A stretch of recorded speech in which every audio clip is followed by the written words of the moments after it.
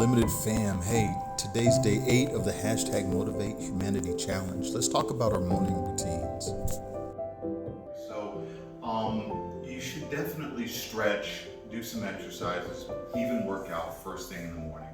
What I do is I come up, I have a very solid routine. I take my apple cider vinegar, I get my joint drink, and then I'll come here and I'll do some stretches and exercises.